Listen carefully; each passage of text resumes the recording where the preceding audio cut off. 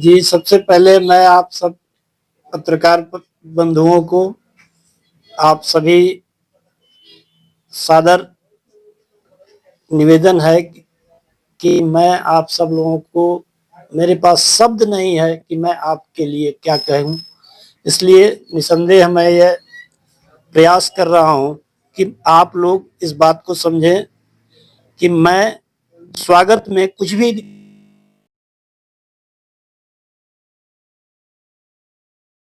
जी आपसे बहुत लोगों ने प्रभावित हुए हैं जी इसके बारे में क्या है? कोरोना संक्रमण में मुझे लगता है कि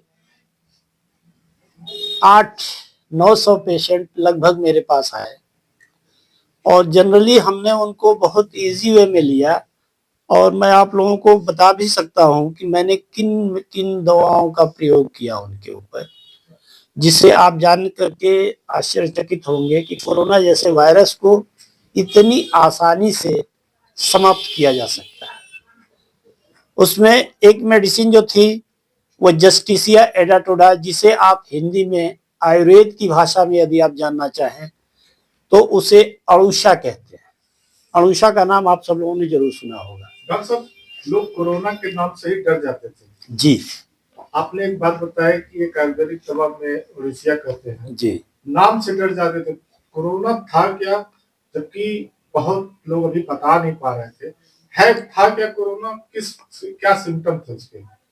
उस सिम्टम में जैसे ब्रोंकाइटिस, निमोनिया या उसके साथ साथ बुखार, तो चूंकि उसमें लोग जो डेथ रेट होता था वो बुखार की वजह से ऑक्सीजन उनका बॉडी का कम होता जाता था और यही उनकी मृत्यु का कारण होता जो नया वायरस आया है जी, जिससे 8 से 9 बच्चे का अभी इंडिया के अंदर जी, 8 से 9 बच्चों का डेथ हो गई है, जी। इसके बारे में आप क्या बताएंगे? एक्चुअली क्या है, ये पैंडेमिक है, ऐसे ही आता रहता है। पहले के समय में भी जैसे प्लेग, कॉलरा वगैरह आते रहते थे, चेचक वगैरह आते रहते थे, तो ये निसंदेह इसी तरीके से ये पैंडेमिक आता रहेगा और धीरे धीरे हल्का होता चला जाएगा। आने वाले समय में ये सब सर, जो अभी नई बीमारी चल रहा है, लोगों को काफी ज्यादा मालूम नहीं, जानकारी नहीं है, डर जी, है। जी। इसका होम्योपैथ में क्या इलाज है या एलोपैथ में क्या इलाज है?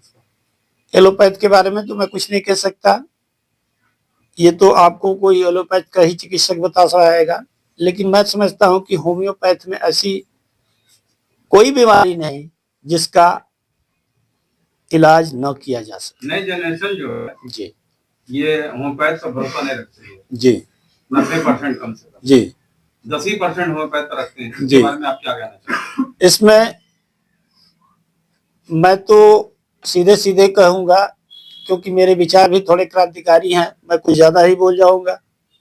इसमें गवर्नमेंट की भी भूमिका है, लोगों के अंदर ये बातें बताना, और हमारे चिकित्सक बंधु भी उसमें नाकाम है, ये मैं मान सकता हूं कि वो नाकाम है, अपनी कैपेसिटी को दिखाने में नाकाम। तो इस भ्रांतियों को दूर करने के लिए आम जनमानस में होम्योपैथ का प्रचार प्रसार करने के लिए आप लोगों ने कुछ इस तरह की भविष्य में कोई योजना? जी, जैसे हमने हर ब्लॉक स्तर पे निःशुल्क कैंप लगा करके लोगों की सेवाएं, लोगों का विश्वास हासिल करने का प्रयास शुरू कर रहा हूं। जी, जी। और आने वाले समय में मेरी यह चाहत है कि मैं